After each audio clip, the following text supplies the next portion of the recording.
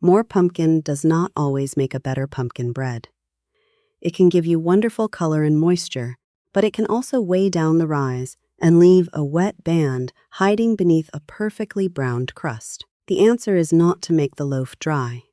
It is to balance the puree with enough structure, enough trapped air, and enough controlled heat to finish the center.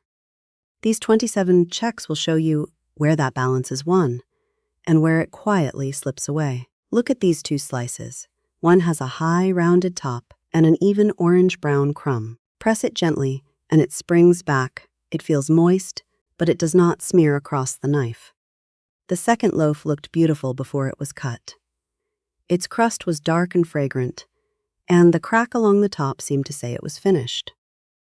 But underneath that crust is a heavy, darker band. Press that section and it stays compressed. In places, it feels closer to thick batter than tender bread. That failure can begin in 4 different places. The pumpkin may carry more water than the formula can support. The flour and leavening may not build enough structure. The batter may lose the air it needs to rise. Or the pan and oven may allow the outside to finish while the deepest part remains wet. We are going to follow those possibilities in the order they happen. By the time the loaf reaches the oven, most of its future has already been decided. The first check begins with the pumpkin itself. Choose a pumpkin or winter squash that was grown for eating, not merely for decoration. The enormous carving pumpkin on a doorstep may be impressive, but its flesh can be thin, watery, fibrous, and mild. A smaller sugar pumpkin, pie pumpkin, or another good cooking squash usually gives you more useful flesh and a smoother base for baking. That does not mean only one named variety can make good bread. Pumpkin and winter squash overlap more than grocery store labels suggest, and many edible winter squashes can produce excellent puree. The useful question is not whether the skin is bright orange. It is whether the cooked flesh is dense, flavorful, and smooth enough for the recipe you intend to make. The second check is how that flesh is cooked. Roasting or steaming generally makes moisture easier to control than boiling pieces under a large volume of water. Cut the pumpkin safely, remove the seeds and strings, and cook it until the flesh yields easily. If it was covered during cooking, open the covering away from your face and hands. Trapped steam can burn long before the pumpkin looks dangerous. Roasted flesh often looks dry around the edges while remaining soft inside. Flesh cooked in water may need more time to drain. Neither method automatically ruins the bread, but each method leaves you with a different starting material. That brings us to the third check. Match the consistency of the puree, not merely the volume written in the recipe. Place canned puree beside a homemade batch. Scoop up the same amount of each and let it fall from a spoon. One may drop in a thick mound. The other may pour in a loose ribbon and spread across the bowl. Both portions can fill the same measuring cup, but they will not behave the same way in batter. The looser puree brings more free water.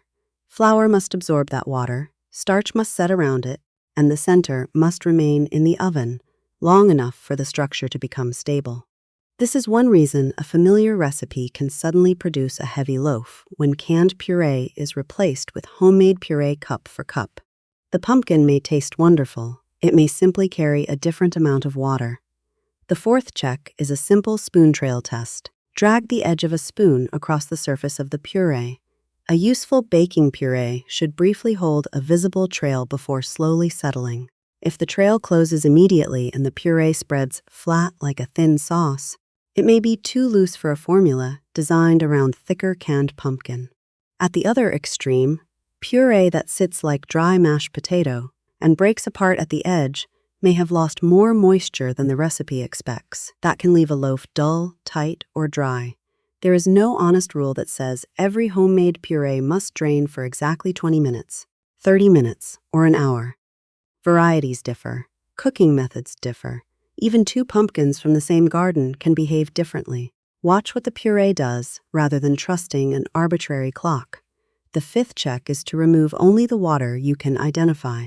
If the puree is visibly loose, place it in a fine mesh sieve and allow some of that free liquid to drain.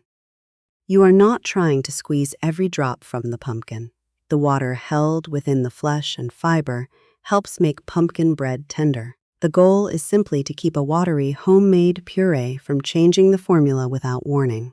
Check it every few minutes. Stir it once, then repeat the spoon trail test. Stop when the consistency is closer to what the recipe expects. If the puree was made ahead, keep it refrigerated until you are ready to use it. And if you want to preserve puree for a later season, freeze it rather than trying to home can mashed pumpkin. Safe home canning instructions are designed for properly prepared pumpkin cubes, not dense jars of puree through which heat may travel unpredictably. The sixth check is to measure the pumpkin exactly. Pumpkin bread invites generous scooping. A little puree remains in the container, and it seems harmless to scrape it all into the bowl. But 2 or 3 extra spoonfuls do not add only flavor. They add water, fiber, weight, and volume. Use the amount specified by a dependable recipe.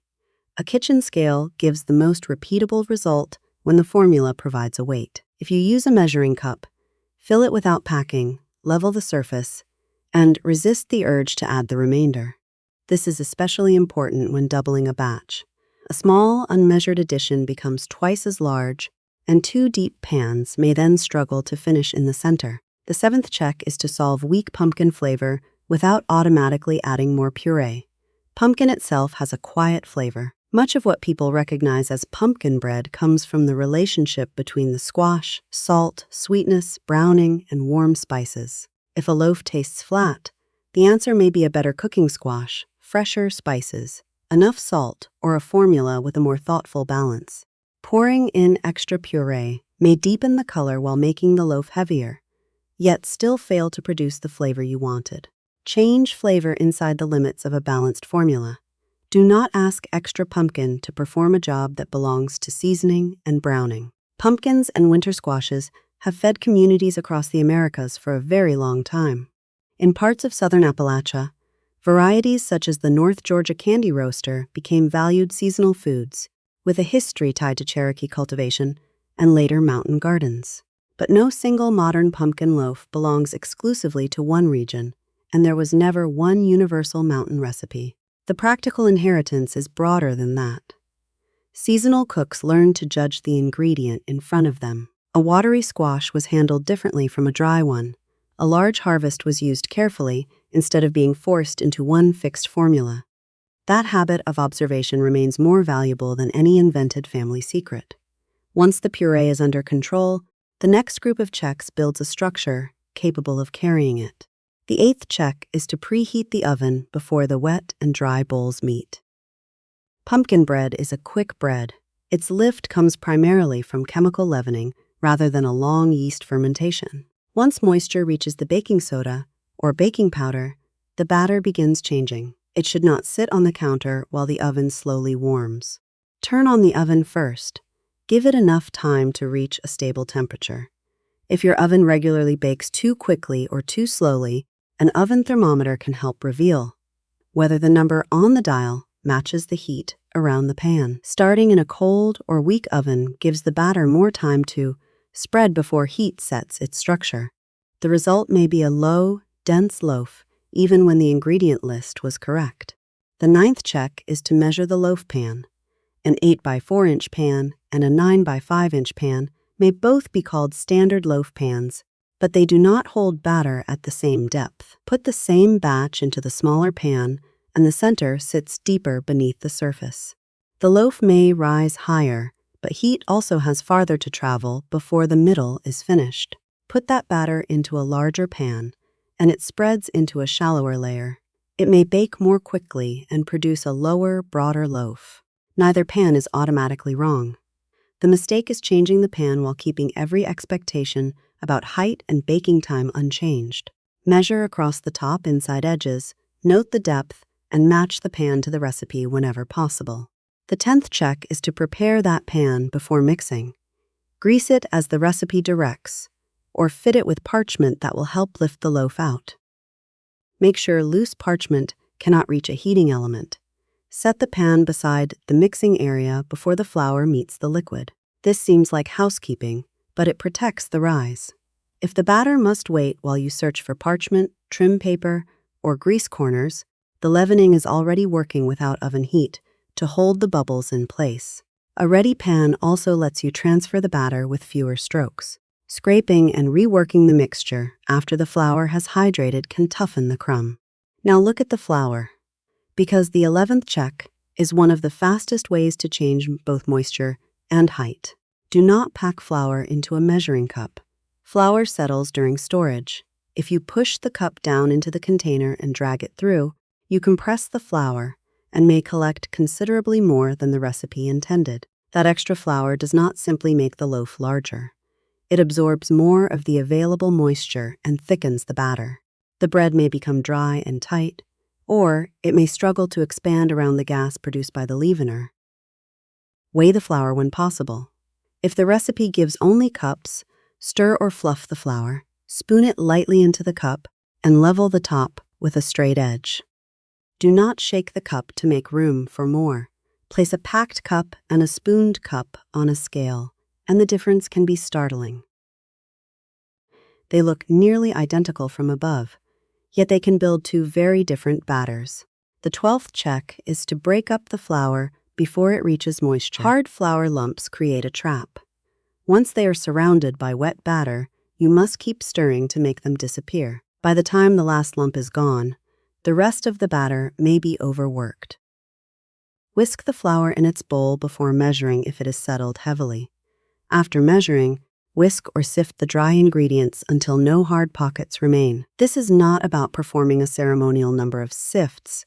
It is about making the dry mixture easy to combine quickly. A few soft lumps in the finished batter are less dangerous than flour clods that require vigorous beating.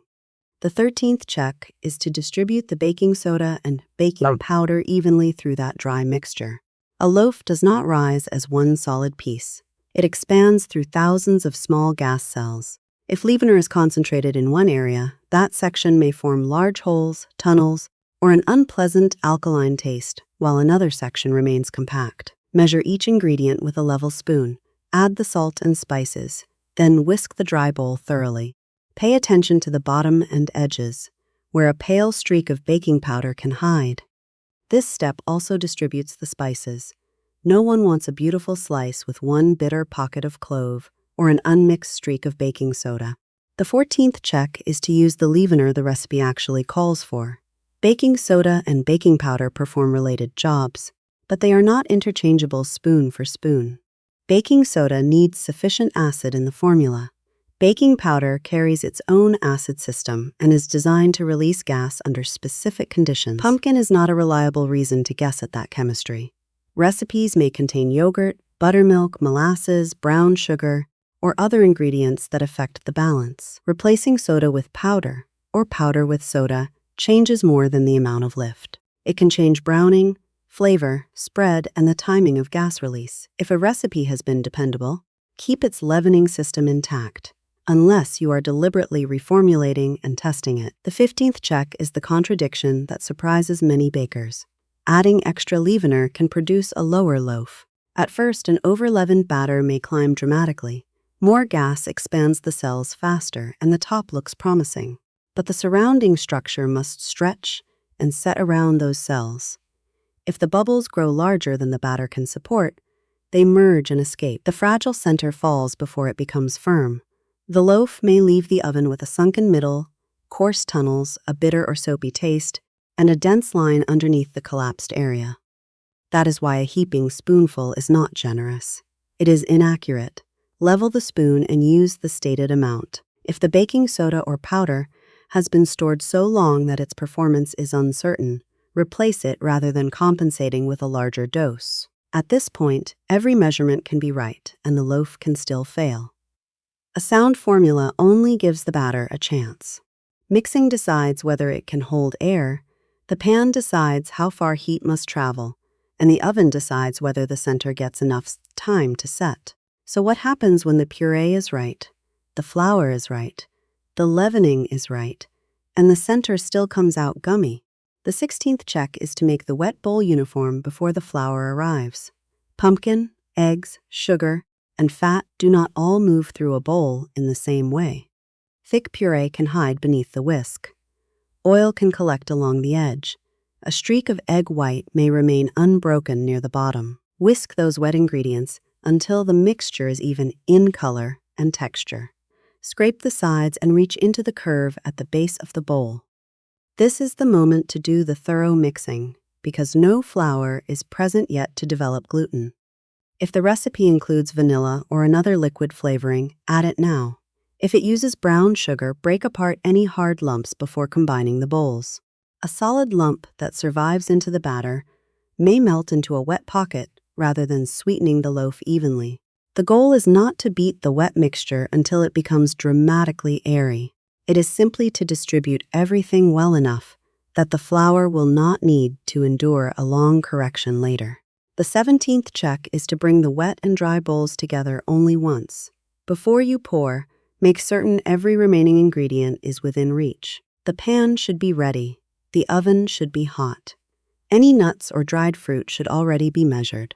Make a shallow well in the dry ingredients and add the wet mixture.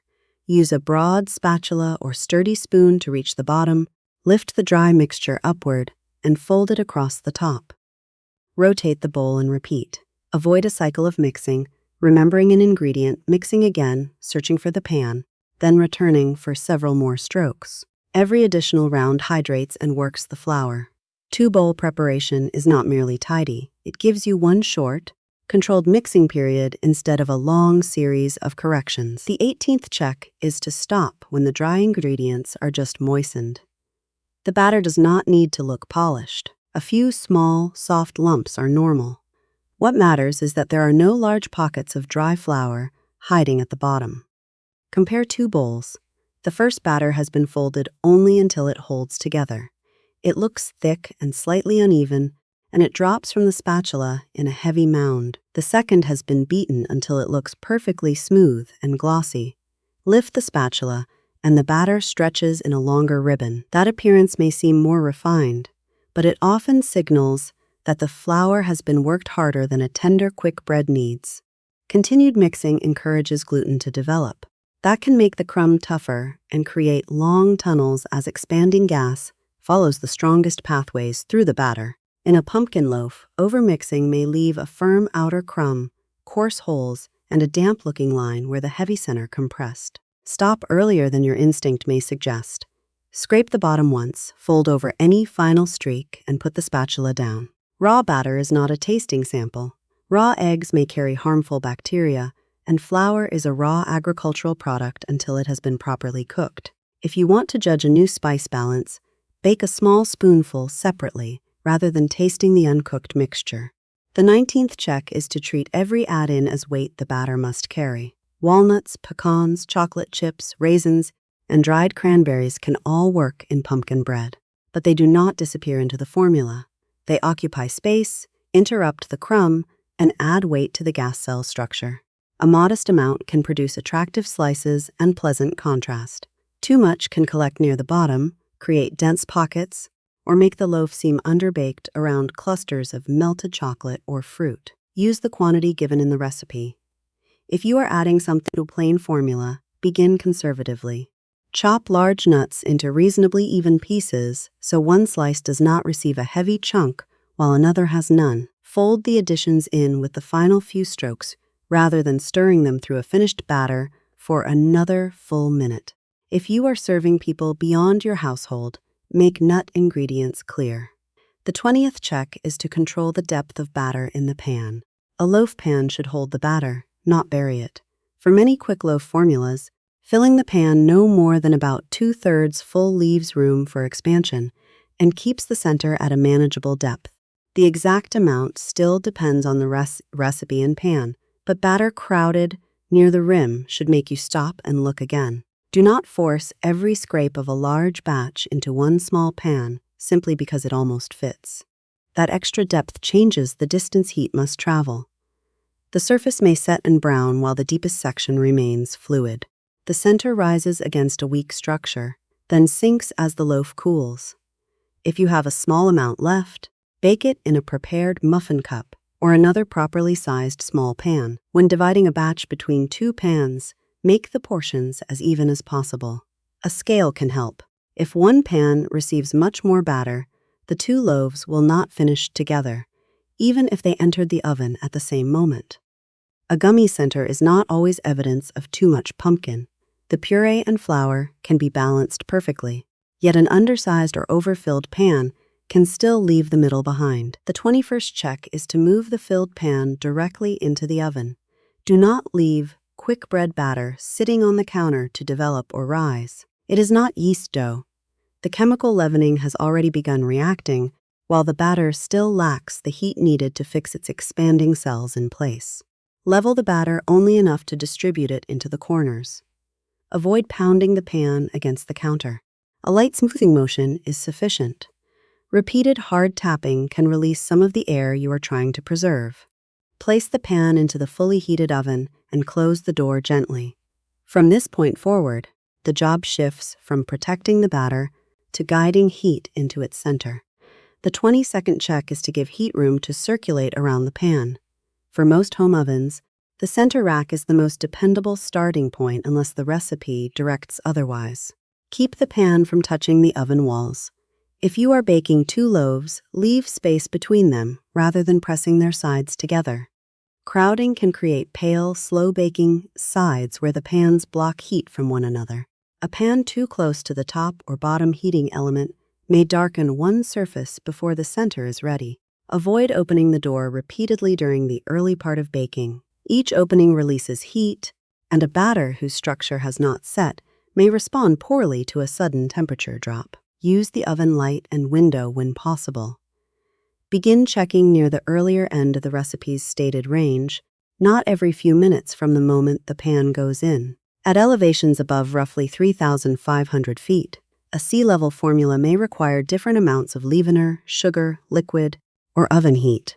Use a tested high-altitude guide for your elevation, rather than making a random adjustment to one ingredient. The 23rd check is not to trust the brown crust. Pumpkin batter contains sugar and ingredients that brown readily. Warm spices deepen the color further.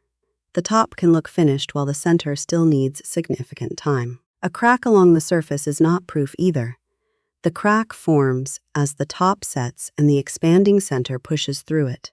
Its presence may show that the loaf is rising, but it cannot tell you whether the deepest crumb has finished cooking. Look for several signs together.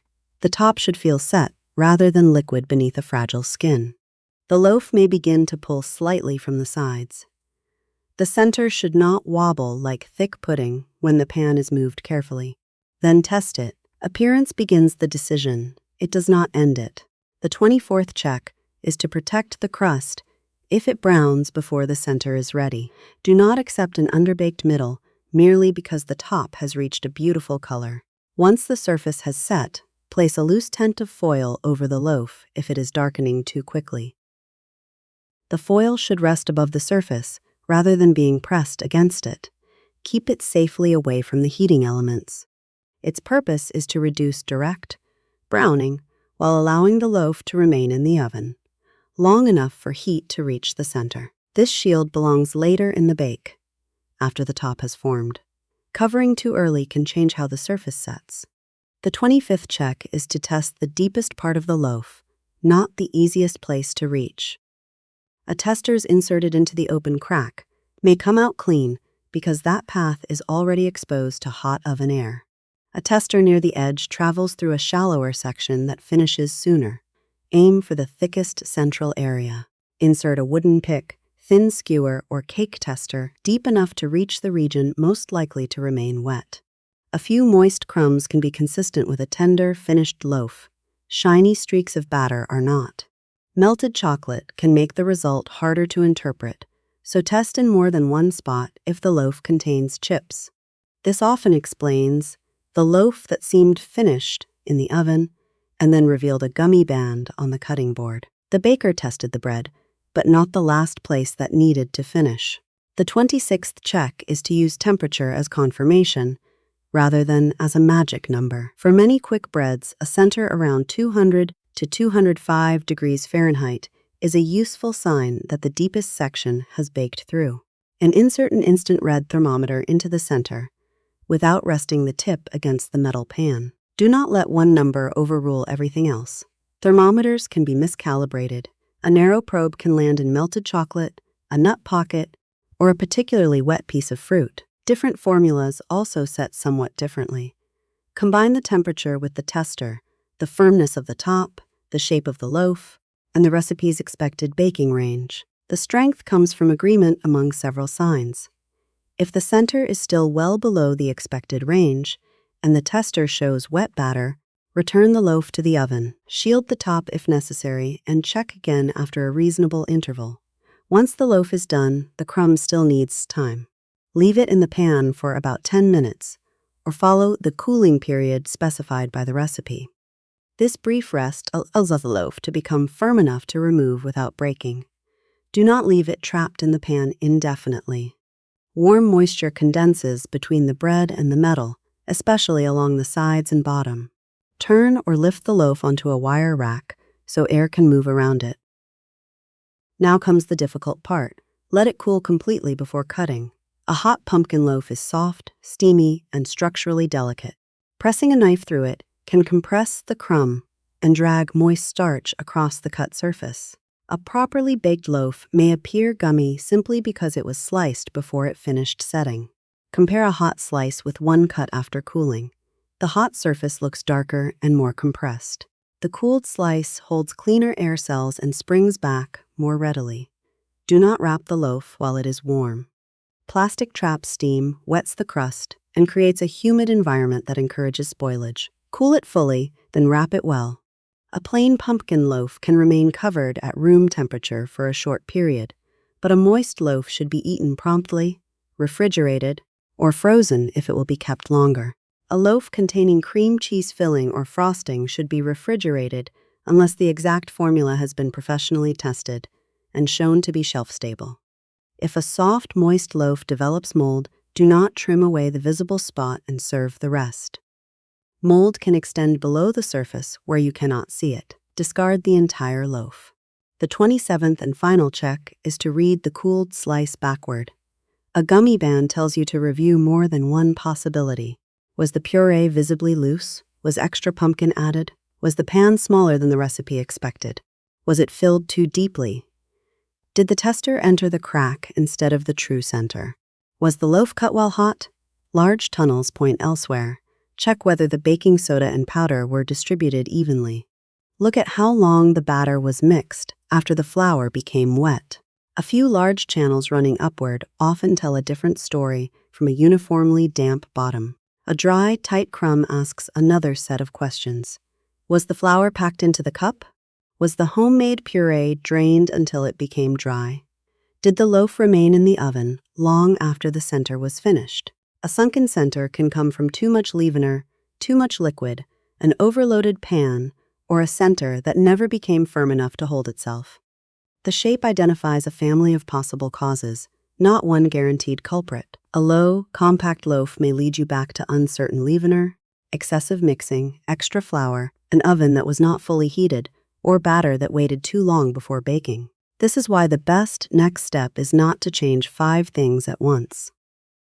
Write down the puree consistency, flour measurement, pan size, batter depth, mixing point, oven setting, and center test. On the next loaf, change one variable. That approach turns failure into useful information. If the loaf improves, you have learned something real about your kitchen, pan, and ingredients. If it does not, you still know which possibility to investigate next.